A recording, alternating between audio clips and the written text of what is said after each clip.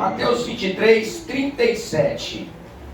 Jerusalém, Jerusalém, que mata os profetas e apedreja os que te são enviados. Quantas vezes quis eu juntar os teus filhos, como a galinha ajunta os seus pintos debaixo das asas, e tu não quisestes. O Deus que nós hoje aqui servimos, que cremos é o mesmo Deus de Abraão, que cremos que é o mesmo Deus de Isaac e o mesmo Deus de Jacó, é um Deus que nunca se absteve de falar com o seu povo. O padrão de Deus é usar o homem. E este homem usado por Deus para transmitir aquilo que Deus pretende, este homem é o profeta. O que é profeta? A palavra no hebraico, a pronúncia, os irmãos não se preocupem com ela, eu vou apenas mencionar. Nabi ou Navi, ela tem como ideia aquele que é o porta-voz. Mas não vamos nos preocupar agora com quem é o porta-voz de Deus. Vamos entender primeiro o que é ser um porta-voz. Alguém já deve ter ouvido falar o porta-voz do presidente. Alguém já deve ter ouvido falar o porta-voz de alguma pessoa importante. O que significa? Significa que aquela pessoa não está falando dele mesmo, ou nada daquilo que ele está transmitindo é a ideia da sua cabeça, é a ideia do seu pensamento. Ele está ali apenas portando a voz, ou seja, portando a ideia, o pensamento, e ele está apenas sendo como uma caixa de som. Ela apenas traz a voz, mas ela não é a voz. O profeta é o porta-voz de Deus. Aleluia. O profeta é aquele que traz os ensinamentos de Deus para o homem, e ele também pode ser chamado tranquilamente de boca de Deus, porque Deus fala com ele e ele apenas emite aquilo que o Senhor quer falar com o seu povo. A boca de Deus na terra sempre foram os profetas. E Deus, quando quis ou queria falar com o homem de uma forma especial, ele sempre usou a linguagem, a fala, a voz. Então nós temos inúmeros textos que nos mostram homens e mulheres sendo estes porta-vozes. Eles eram os transmissores da voz de Deus. Êxodo capítulo 4, versículo de número 12, diz assim: vai, pois, agora, e eu serei com a tua boca e te ensinarei o que hás de falar. O texto, dentro do contexto, é Deus conversando com Moisés, dizendo para ele: olha, Moisés, eu preciso que você dê um recado a Faraó. E este recado é: Faraó, você precisa deixar o meu povo ir. Moisés é reticente nesta conversa com Deus, porque ele acha que ele não é bom de fala, que ele é difícil com as palavras. Mas Deus está dizendo a Moisés: Moisés, não é tu que vai falar, tu não precisa saber falar, porque quem vai falar sou eu pela tua boca. Eu vou te ensinar, eu vou colocar as minhas palavras na tua boca, e tu vai ser apenas a caixa de som que vai aos ouvidos de Faraó, mas as palavras são minhas, tu és só meu porta-voz. Não se preocupe. A gente conhece a história, eu não vou me alongar. Moisés vai continuar pedindo e falando com Deus que ele não é capaz. Ele só não é capaz porque ele pensa que Deus precisa de algum conhecimento dele, que Deus precisa de alguma habilidade retórica dele. Ele tem a impressão que se ele não falar bem com o Faraó, Faraó não vai entender. Mas a realidade é, você não precisa se preocupar. Se você é boca de Deus, as palavras são de Deus. Glória a Deus. Glória a Jesus. E o profeta, ele tem, amados irmãos, digamos que algumas incumbências, alguns deveres que são colocados nele por Deus. O profeta é aquele que traz os mandamentos. E o que são os mandamentos? Os mandamentos é aquilo que se deve fazer ou não fazer. Os mandamentos foram trazidos para nós pelo profeta, ou pelos profetas. Foi Moisés quem nos disse, segundo o nosso conhecimento, Êxodo capítulo 20, versículo 1, olha só, está Moisés no monte e Deus passa para ele os mandamentos. Olha, isso aqui é o que o meu povo deve fazer, e aqui também é o que o meu povo não deve fazer. Então, os mandamentos são compostos de leis positivas e leis negativas. Leis positivas, façam. Leis negativas, não façam. Curiosamente, existem mais leis negativas do que leis positivas. Não matarás, não furtarás, não terás outros deuses diante de mim. E o profeta é este homem que traz estes mandamentos. Segundo trabalho do profeta, trazer advertências, e já falamos sobre isso. Advertência é aquilo que Deus traz para o homem antes que ele faça. Os mandamentos é o que ele deve fazer, e as advertências é aquilo que ele traz para nós antes que o homem faça. Não adianta você advertir alguém depois que ele cai. E Deus sabe muito bem disso. Então Deus advertia através do profeta antes do homem cair, antes do homem tropeçar, dizendo a ele as consequências daquilo que vai acontecer caso ele tenha aquele comportamento. E nós falamos muito sobre isso, por isso não vamos nos alongar. Deuteronômio 28:1 diz assim, é só a primeira parte deste versículo: e será que, se ouvires a voz do Senhor teu Deus, se vocês ouvirem, advertência, se vocês ouvirem, bendito serás. No 15 do mesmo capítulo, será porém que, se não deres ouvidos, maldito serás. Estas são, da parte de Deus, através do profeta, neste caso Moisés, advertências.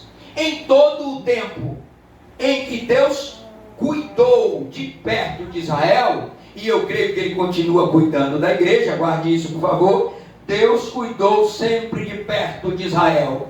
Deus cuida sempre de perto da sua igreja. Enquanto durou o tempo de cuidado de Deus de perto por Israel, Deus sempre trouxe advertências, porque Deus nunca quis que Israel tropeçasse, nunca quis que Israel caísse, nunca quis que Israel errasse. Por isso eu creio neste Deus como um Deus maravilhoso, um Deus bondoso, um Deus misericordioso, porque a despeito de algumas crenças que tem por aí, que pensam que Deus decreta o pecado do homem para a sua própria glória, o que as Escrituras nos mostram categoricamente é que Deus sempre advertiu o homem, porque enquanto o homem estiver de pé, Deus sempre vai cuidar para que ele não caia.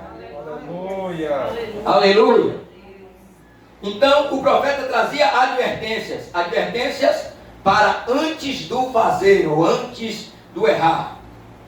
Depois o profeta também tinha a tarefa de trazer aquilo que eu chamei aqui de questões emergenciais. Questões emergenciais é arrepender-se do que se faz. O profeta sempre trouxe para Israel mensagens de arrependimento. Porque arrependimento, ele é emergencial. Porque depois que você perde o tempo do arrependimento, só sobra uma coisa para o profeta fazer.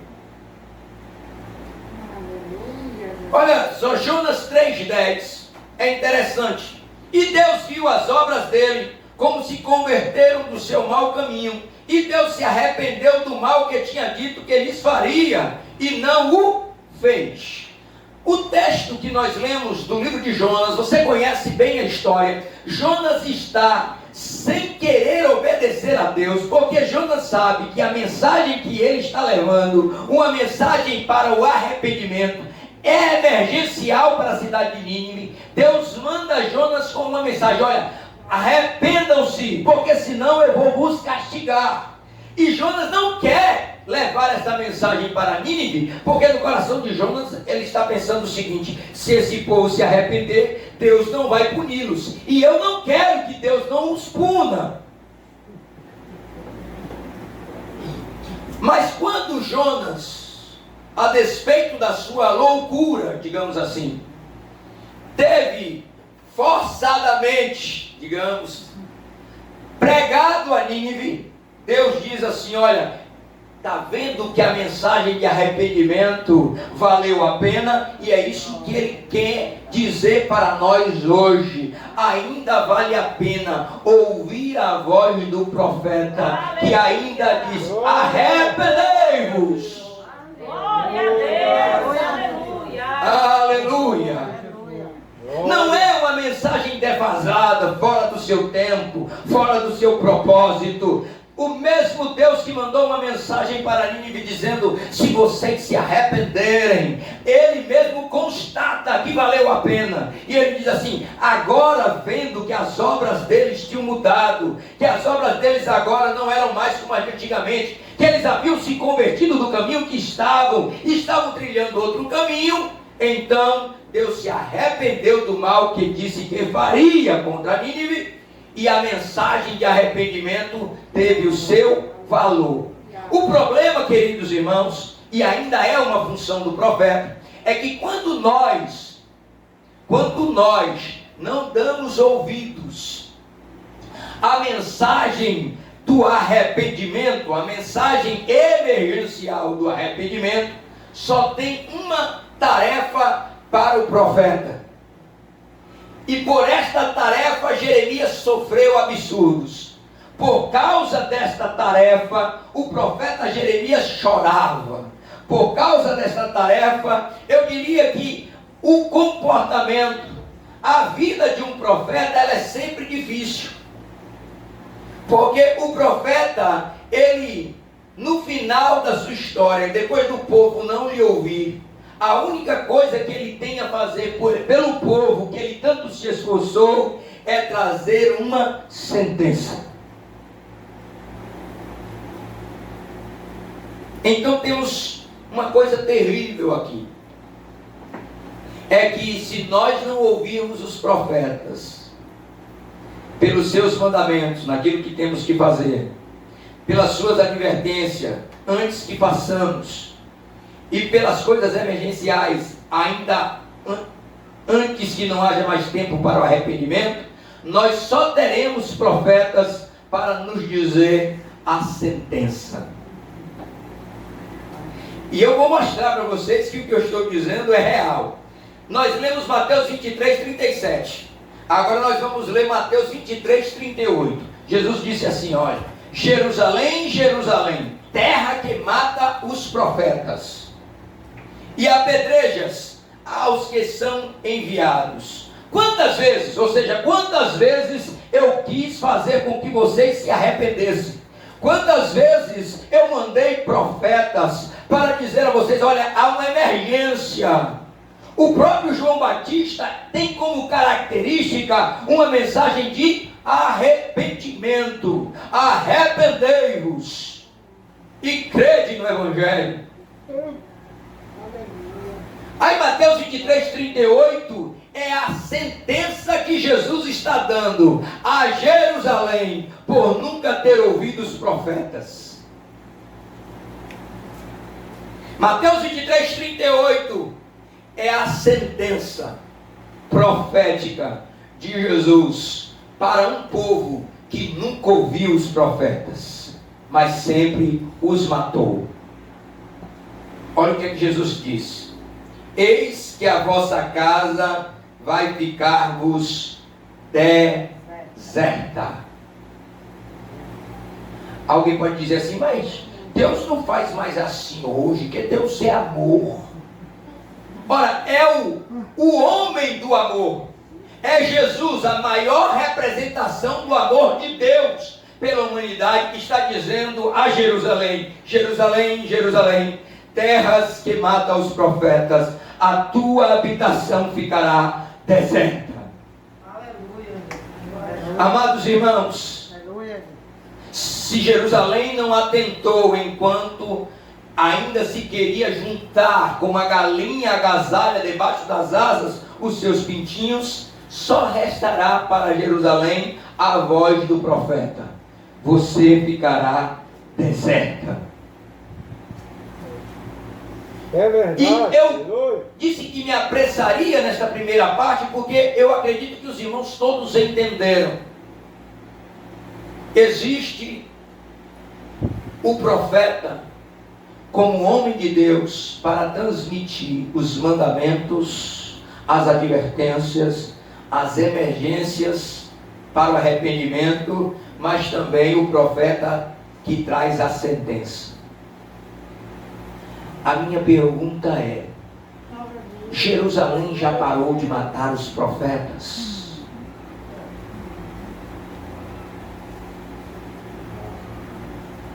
Amados irmãos, talvez quando nós falamos sobre matar, e aqui eu quero que os irmãos tenham bastante atenção, porque eu vou mostrar para os irmãos que existem pelo menos 4 maneiras de se matar um profeta. Primeiro, você pode matar um profeta de forma literal. Porém, se obstinaram e se revoltaram contra ti, e lançaram a tua lei para trás das suas costas, e mataram os teus profetas, que protestavam contra eles, para que voltassem para ti. Assim fizeram grandes abominações. Neemias está dizendo que Israel sempre procurou matar os profetas. E matar aqui é literal, matar de verdade, matar como tirar a vida. É uma das maneiras de se matar profetas, mas não é a única. E é por isso que eu peço que você tenha atenção. Não é a única maneira, esta é a mais comum. Mas nos nossos dias, como estamos em um país livre, em que matar é crime, e que se você matar uma pessoa, mesmo que ela seja um profeta, e traga contra você protestos, dizendo que você precisa voltar ao arrependimento, mesmo assim, se você matar é crime, você vai preso. Então, nós deveríamos descartar o matar literal para os nossos dias e entender se estamos matando profetas das outras formas. Matar desqualificando. 1 Reis 22, 24. Segunda maneira de se matar um profeta, desqualificando. 1 Reis 22, 24. Então Zedequias, filho de Quenana, chegou e feriu a Micaías no queixo, e disse: por onde passou de mim o Espírito do Senhor para falar contigo. Quem conhece a história de Micaías sabe que Micaías é aquele profeta que Josafá vai pedir a Acabe. Tem alguém aqui que ainda profetiza em nome do Senhor? Acabe vai dizer, tem Micaías, mas só profetiza mal de mim. Quando Micaías vem e dá o assim diz o Senhor, e dá a mensagem, então Zedequias, ele vai desqualificar Micaías, e ele vai se autoproclamar maior do que Micaías. Como é que ele faz isso? É a famosa carteirada. E agora eu quero que você comece a entender esta mensagem para os nossos dias. Como é a carteirada?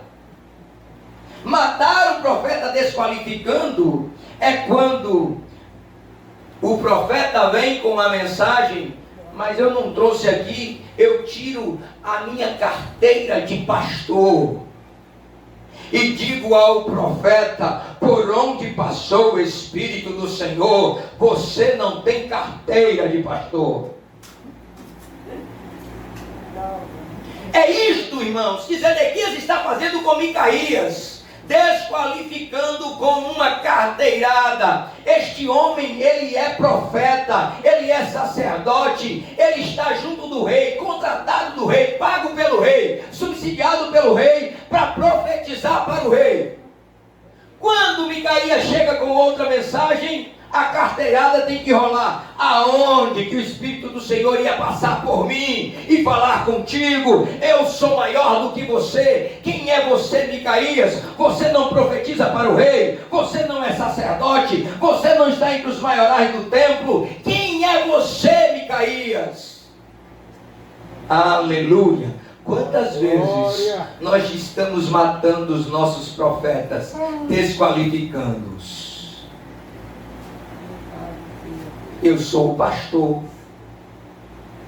Por onde passou o Espírito do Senhor para falar com o porteiro da igreja?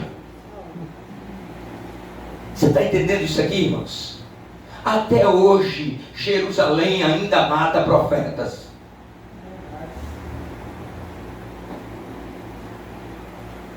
A terra santa, o lugar santo, o lugar da manifestação de Deus, ainda mata profetas.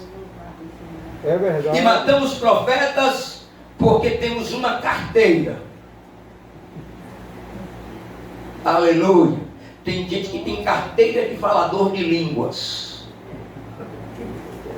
Ele acha maior do que qualquer outro porque ele fala línguas estranhas. Tem outro que tem a carteira de presbítero. Ele se acha maior do que qualquer outro porque ele tem a carteira de presbítero. Tem outro que se acha maior do que o presbítero, maior do que o membro, maior do que o falador de línguas, porque ele tem carteira de pastor. Por onde passou o Espírito do Senhor para falar contigo, que deveria estar sentado no estrado dos meus pés. Ainda estamos matando os profetas, desqualificando-os. Por quê? Porque o profeta às vezes fala oxento, bichinho. Porque o profeta não tem uma pronúncia adequada, não sabe hebraico, não sabe grego. Estamos matando os profetas com uma carteirada, porque nós temos o diploma colocado na nossa parede, que para Deus não tem nenhum valor, porque Deus ainda está dizendo a Moisés, não é tuas palavras, Moisés, não é o teu saber, Moisés, o que tu precisa é ser meu porta-voz. Aleluia, glória a Deus. Oh, aleluia. Mas a carteirada de teólogo ainda está matando o profeta. Por onde passou o Espírito do Senhor? Eu estudei todas as línguas antigas. Como é que Deus foi falar contigo, que não sabe nem português direito?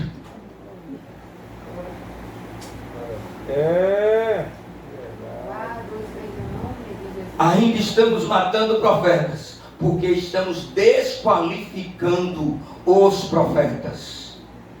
Aleluia. A terceira forma de matar profetas é contratando falsos profetas.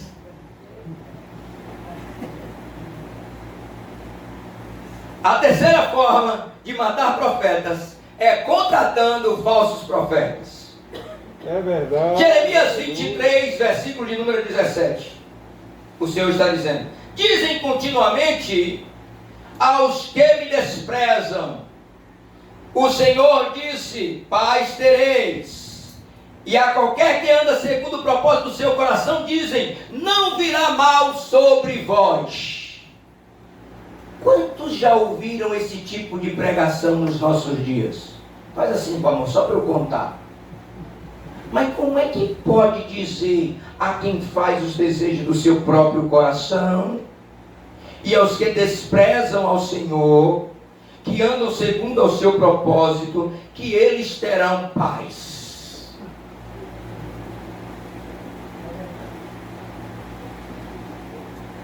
Jerusalém sempre contratou falsos profetas. Jerusalém sempre contratou falsos profetas. Irmãos, eu vejo umas pregações, eu até me empolgo, que as palavras são bonitas, bem colocadas. Tem uns profetas por aí contratados que dizem assim: eu acredito na minha geração. Os profetas verdadeiros de Israel diziam: Senhor, tem piedade de nós porque pecamos.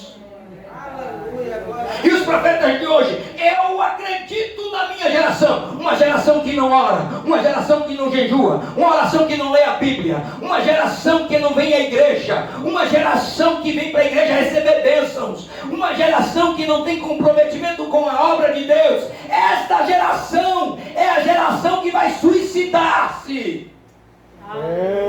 Aleluia. Verdade.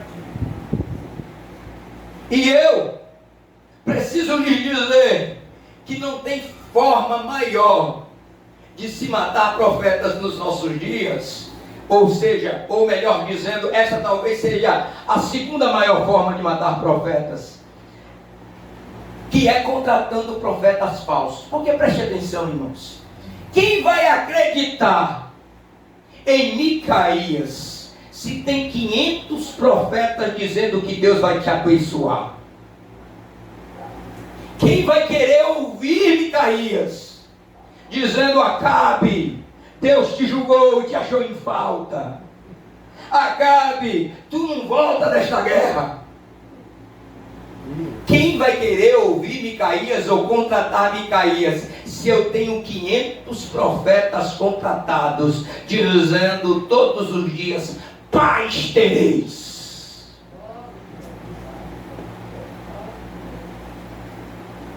Vivemos uma geração que contrata profetas a peso de ouro para mentir.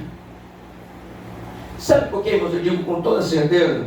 Porque o texto das Escrituras é claro. Nós lemos 23:17. Estes homens, porque quando você lê Jeremias 23, você vai entender que a mensagem de Deus é para estes homens, falsos profetas. Eles dizem continuamente aos que me desprezam. Como que alguém que despreza ao Senhor pode ser abençoado? Me explique. Mas eles falam nos cultos, eles falam nas pregações, um bocado, oh Jesus, de pecador, sem nenhum tipo de arrependimento. Mas quando chega no culto do tal profeta contratado, o profeta diz: olha, o Senhor está me dizendo que todo mundo que se levantar contra o seu ministério. Mas ele não tem ministério. É verdade, aleluia. Não tem ninguém se levantando contra ele, nem contra o ministério dele. É ele mesmo que não se levanta do lugar que ele está prostrado, caído, para fazer aquilo que agrada ao Senhor. E o profeta está dizendo: o Senhor vai te levantar, o Senhor vai te soprar, o Senhor vai te colocar no topo da montanha. O teu nome vai ficar a correr por todo o mundo. E Deus está dizendo em Jeremias para nós: eu não falei nada disso. Aleluia. Porque eu jamais diria a quem me despreza que eles seriam vitoriosos. Davi, falando para aquele filisteu: tu não vai vencer Golias. Sabe por quê? Porque tu vens a mim com as tuas armas, mas eu vou contra ti. Aleluia! Em nome do Senhor dos Exércitos. Glória a Deus. Não tem como vencer ou prevalecer aquele que despreza o Senhor. Como é, Davi vai dizer indignado, como é que vocês permitem que esse incircunciso... aleluia. E hoje os nossos profetas, o incircunciso, aqui falando de forma geral, é que é o abençoado. Na nossa atual conjuntura, estamos matando os nossos profetas porque contratamos falsos profetas para dizer a Golias que ele vai vencer Davi.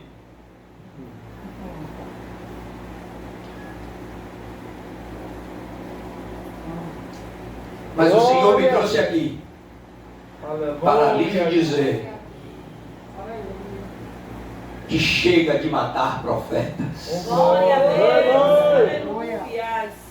Então a primeira forma de matar profetas é forma literal, matando, tirando a vida, desqualificando, dizendo que ele não é, dando uma carteirada, não é verdade? E a terceira, contratando falsos profetas.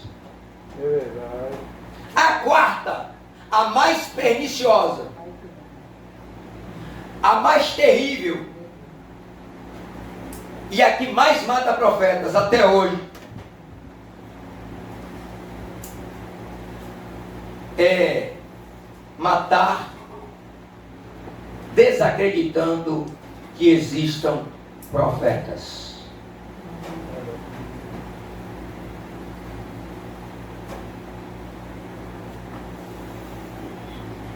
Como é que pode matar profeta dessa forma? É só promovermos falsos ensinos. Todas as vezes que você promove ouça por favor, Igreja do Bairro Machado. Todas as vezes que você promove um falso ensino a respeito dos profetas, você está matando os profetas. Toda mentira precisa de outra mentira para que ela se estabeleça. A verdade não. A verdade se estabelece sozinha. É verdade, aleluia. Eu disse que estamos matando os nossos profetas com falsos ensinos. E nós vamos agora, nesses últimos 15 minutos, tratar disso bem rapidamente. Primeira mentira. Os profetas existiram até João. Quantos já ouviram essa mentira? Faça assim a mão, por favor, eu preciso contar. Ninguém ouviu essa mentira? Muito bem. Lucas 16. Aí alguém vai dizer, como é que é mentira se está na Bíblia? A lei e os profetas duraram até João. Desde então é anunciado o reino de Deus. E todo homem emprega força para entrar nele. Me perdoe, irmão, se você está replicando a mentira, hoje você vai parar, tá certo? Então não se sinta ofendido porque você já falou isso. Aprenda, deixe cair as muralhas que foram construídas em cima de mentiras. Eu vou provar que é mentira.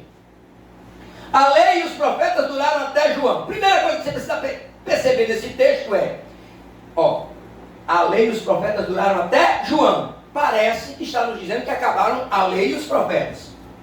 Primeira pergunta, as leis duraram só até João? Não. E por que os profetas durariam? Então não é disso que o texto está falando. Primeiro, você precisa perceber. Segundo, desde então é anunciado o Rei de Deus. Ora, o próprio texto está nos dizendo o que foi que aconteceu. Não é que deixaram de existir profetas, é que se mudou o assunto. Vou explicar.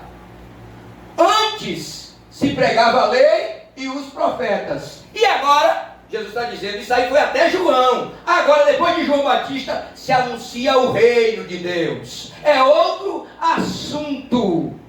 A mudança é do assunto, não é de durabilidade da lei e dos profetas. O próprio Jesus disse que nenhum tio da lei se passaria sem se cumprir. Então não é disso que o texto está falando. Vamos provar que é a mudança de assunto? Abra sua Bíblia, por favor. Esse texto nós lemos agora, recentemente. Está fresquinho na sua memória. Atos 13, 14 e 15. Eu vou lendo.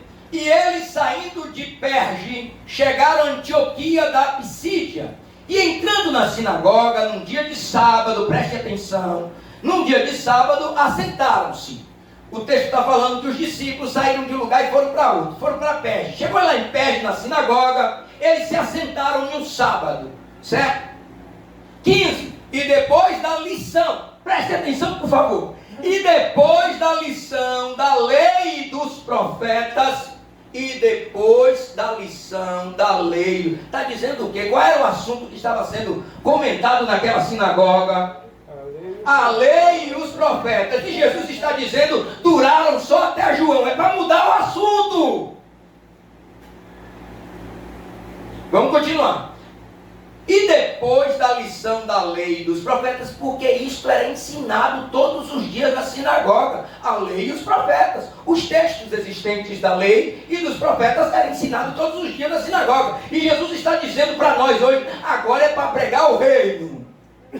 Glória. Glória a Jesus. E depois da lição da lei e dos profetas, lhe mandaram dizer os principais da sinagoga. Dizer a quem? Aqueles homens que estavam ali. Mandaram dizer aos principais, varões e irmãos, se tendes, preste atenção nisso por favor, se tendes alguma palavra de consolação para o povo, falai. Eu fico imaginando, Paulo se levantou, os outros que estavam com ele se levantaram, tenham sim, eu quero pregar para vocês sobre o reino. Aleluia. Por quê? Por que você está mudando o assunto? Porque a lei e os profetas duraram só até João. Agora é hora de anunciar o reino. Aleluia. Aleluia. Glória a Jesus. Oh, glória a Deus. Qual é a mentira? A mentira é usar esse texto de Lucas 16 para dizer que não tem mais profeta hoje.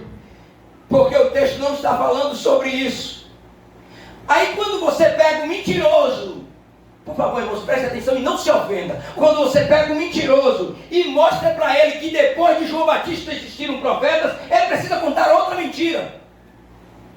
Depois de João Batista existiram outros profetas. Está na Bíblia, não foi eu que inventei. Se depois que João Batista morreu, ainda existiram profetas, então tem alguém mentindo. Concordam comigo ou não? Muito bem. Eles dizem, os profetas do Novo Testamento não são iguais aos do Velho Testamento. Quando você diz a eles, mas tem profeta depois de João Batista, está na Bíblia. Aí a primeira coisa que eles falam é, mas esses profetas do Novo Testamento não são iguais aos profetas do Velho Testamento. Porque uma mentira precisa de outra mentira. Agora, onde está na Bíblia, que os profetas do Novo Testamento não eram iguais aos profetas do Velho Testamento? Primeiro ponto, a palavra é a mesma. A palavra profetas é a mesma. Porque muitas vezes acontece que uma palavra no Velho Testamento tem um outro entendimento no Novo Testamento. Mas profetas não. Profetas têm o mesmo entendimento. Ele continua sendo boca de Deus. Aí eles dizem, não, mas os profetas do Novo Testamento não são iguais aos profetas do Velho Testamento. Eu vou provar que eram iguais, inclusive no modo de operar. Abra sua Bíblia em Atos 11, 27. Todo mundo aqui que for profeta depois de Atos, já é depois de João. Vocês estão entendendo isso? Todo profeta em Atos já é depois de João. Então a primeira mentira já foi derrubada, né? Vamos derrubar a segunda. Vamos correr. Eu vou ler, viu? Depois, se você quiser anotar o versículo para você consultar em casa, você anota. E naqueles dias desceram profetas de Jerusalém para Antioquia. E, 28, e levantando-se um deles por nome Ágabo, dava a entender pelo Espírito que haveria uma grande... Ele Ágabo, está também entre os profetas, desceu junto com os profetas de Jerusalém para Antioquia. E Ágabo, agora destacando um dos profetas, dava a entender pelo Espírito que haveria uma grande fome em todo o mundo. E isso, presta atenção, o que é que a Bíblia fala para saber se o cara é verdadeiro profeta? É quando ele fala aí e acontece. O teste para saber se profeta é verdadeiro ou não, não é quantas línguas ele fala, não é se ele fala línguas estranhas, não é se ele fala palavras bonitas, não é se ele declara a bênção. O teste é se ele fala e se cumpre. Muito bem. É o mesmo teste do Velho Testamento. Aí o texto diz assim: e isso aconteceu no tempo de Cláudio. Era profeta? Era profeta ou não? Ágabo era profeta? O teste é se acontecer. Aconteceu? Aconteceu. Então Ágabo era profeta. Vamos passar para Atos 21:10. A gente vai acabar com a mentira hoje, tá certo? Então me ajude. Atos 21:10. E demorando-nos ali por muitos dias, chegou da Judéia um profeta, por nome Ágabo, é ele mesmo. E, vindo ter conosco, tomou a cinta de Paulo e, ligando-se os seus próprios pés e mãos, disse: isto diz o Espírito Santo: assim ligarão os judeus em Jerusalém o varão de quem é esta cinta, e o entregarão nas mãos dos gentios. Esse modo operacional de fazer demonstrações físicas, de fazer representação do acontecimento, quem acha comum nos profetas do Antigo Testamento? Quem leu a Bíblia sabe que isso aí é comum. Os profetas também faziam todas essas alegorias, digamos assim. Aí Ágabo está fazendo exatamente como faziam os profetas do Velho Testamento. Ele faz a representação do acontecimento que vai acontecer com o portador daquele cinto, Paulo. E acontece? Acontece. Então Ágabo era profeta. Profeta do Velho Testamento é igualzinho o profeta do Novo Testamento. Não tem diferença. Então, derrubamos a primeira mentira. Qual foi a primeira mentira? Os profetas desistiram só até João. A segunda mentira: os profetas do Novo Testamento não são iguais ao do Velho Testamento. Segunda mentira. Terceira mentira. Essa tem que ser muito cara de pau. Não existem profetas hoje. Como eles não conseguiram durar até João, a mentira caiu por terra. Como eles não conseguem dizer ou provar que os profetas do Novo Testamento não são iguais ao Velho Testamento, eles agora disseram: não existem profetas hoje. E isso eu sei que você já ouviu. Isso eu sei que você já ouviu. Eles dizem que os profetas encerrou o seu ministério, ou seja, não existe mais ministério de profeta, e eles falam sobre o fechamento do cano. Fechou o cano, não tem mais profeta. Porque eles ficam procurando uma. Muito bem. O problema, queridos irmãos, é que até hoje, precisamente, há uma discussão. Quando foi que o cano foi fechado? Uns dizem que foi em 325, outros dizem que foi em 400, outros dizem que a Bíblia protestante, essa que você tem na sua mão, foi no século XVI. Ora, se o cano ficou fechado por todo este, ficou aberto, ou em discussão, ou em debate, ou em acertos, e Hebreus entra ou não entra, e Apocalipse entra ou não entra, vocês não sabiam que houve toda essa discussão? É verdade. Eu me pergunto, se o cano está fechado e não há previsão nas Escrituras do seu fechamento, ou seja, onde está nas Escrituras que os livros que deveriam estar na Bíblia são estes? Não tem. Aí eu vou perguntar a vocês: quem é os únicos, ou quem são os únicos homens capazes de dizer que assim diz o Senhor, só pode ter estes livros? Quem são que pode dizer isso? Quem são os homens? Só quem pode dizer isso é... Fala para eu ouvir. Só profeta que pode ser voz de Deus. Qualquer tipo de concepção porque estudou, porque buscou nos livros. Não tem autoridade. Não é porque nós pesquisamos, não tem autoridade. É porque nós estudamos, não tem autoridade. Só quem tem autoridade para dizer assim diz o Senhor é o profeta. Se não foi o profeta que disse o cano está fechado, então o cano não teria autoridade. Tem que ser boca de Deus para ter autoridade. Glória a Deus. Glória a Jesus.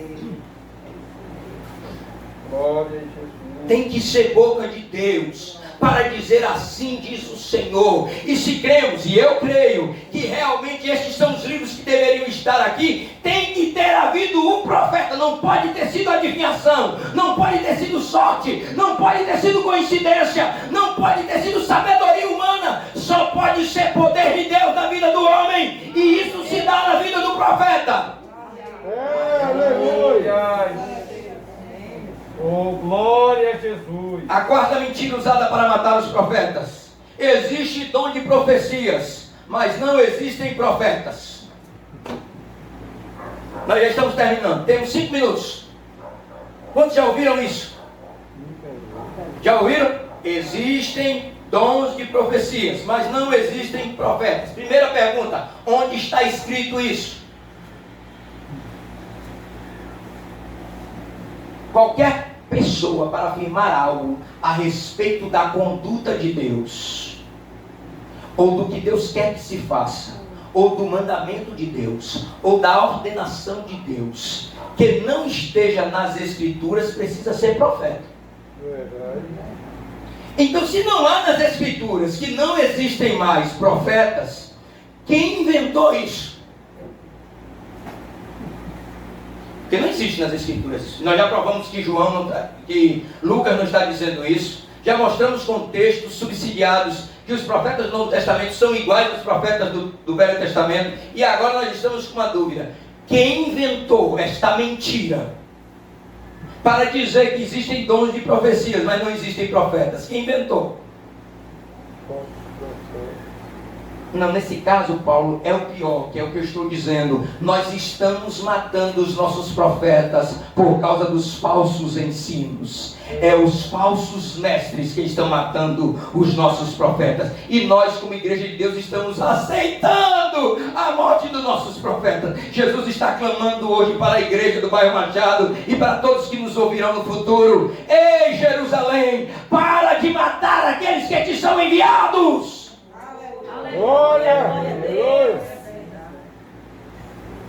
Aí eles dizem: não, porque os ministérios que existem hoje, eu vou ler a Bíblia, eu já li aqui, Efésios 4:11, e a gente vai encerrar, 12, 13 e 14. E ele mesmo deu um para apóstolos, e outro para profetas, e outro para evangelistas, e outro para pastores e doutores. Primeira interrogação: se os outros ministérios existem, por que apóstolos e profetas não existem mais? Primeira interrogação. Segunda interrogação: estes pastores e doutores e evangelistas são ministérios de Deus até hoje para a igreja? São. Amém. E para que foi que Deus colocou apóstolos, profetas, evangelistas e doutores? 12. Querendo o aperfeiçoamento dos santos, para a obra do ministério, para a edificação do corpo de Cristo, até que, por favor, me ajude a pregar, até que todos chegássemos à unidade da fé. Já estamos em unidade da fé? Estamos na unidade da fé? Quem pode me dizer? Estamos? Não, tem gente que acredita em profeta, tem gente que não acredita. Já está em desunidade, não está na unidade da fé. Olha só: até que todos cheguemos à unidade da fé e ao conhecimento do Filho de Deus, a varão perfeito, à medida da estatura completa de Cristo. Já estamos nessa condição? Não. Então Deus está dizendo: ainda precisam de apóstolos, ainda precisam de profetas, ainda precisam de evangelistas, ainda precisam de pastores, ainda precisam de doutores. É verdade, aleluia. Porque vocês ainda não estão perfeitos. E se já estivéssemos perfeitos, disse a irmã, Jesus já tinha voltado para nos levar. Oh, glória a Jesus. Até que todos cheguemos à unidade da fé Deus colocou todos estes ministérios na igreja até que é um tempo determinado. Até que, qual é o tempo? O tempo que cheguemos à unidade da fé. Aqui nesta igreja, pequena congregação, tem gente com a fé de uma forma e gente com a fé de outra. Como é que já estamos em unidade da fé? Enquanto não estivermos em unidade de fé, ainda precisamos de apóstolos, profetas, pastores, evangelistas, doutores. É verdade. Versículo 14. Mais um motivo, porque ainda precisamos. Para que não sejamos mais meninos inconstantes, levados em roda por todo vento de doutrina.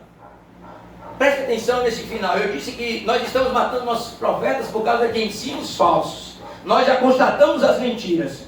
Pelo engano dos homens que com astúcia enganam fraudulosamente. Mas hoje, na igreja do bairro Machado, a mentira caiu por terra e a verdade prevalece. Aleluia. Aleluia. É preciso que o verdadeiro se estabeleça nos nossos corações, para que a mentira seja arrancada de nós. Irmãos, eu não estou nem aí para quem está dizendo, mas é falso profeta. Não, queridos, se existe o falso querendo enganar a igreja de Deus, é claro que Deus vai estabelecer o verdadeiro, para que a sua igreja não seja enganada, porque Deus não tem agrado no tropeço dos seus filhos. Então Ele está sempre dizendo, olha, presta atenção, eu estou te mandando, mas tu mata. Eu estou te mandando, mas tu mata. Para de matar os profetas. Ouve os profetas e profetareis. Oh, glória a Jesus. Aleluia. Maravilha. Jerusalém, Jerusalém. E eu vou traduzir agora para a nossa linguagem. Igreja, igreja, terra que mata os profetas. Até quando vocês não vão nos ouvir? Não vai me ouvir? Até quando? Eu estou querendo juntar vocês debaixo das minhas asas. Aleluia. Como a galinha agasalha. E o que é que precisa? O que precisa é você ouvir a voz do Senhor, porque ainda tem profeta. Aleluia. Como disse Eliseu, manda dizer ao rei que ainda tem profeta em Israel. Aleluia. Glória a Jesus. Vamos colocar de pé em nome do Senhor. Ainda há quem tenha a coragem de dizer, assim diz o Senhor, cairão por terra os mentirosos, os que contam mentiras, ou que sustentam suas mentiras com outras mentiras, porque a verdade de Deus vai prevalecer, porque ainda há homens e mulheres de coragem neste lugar.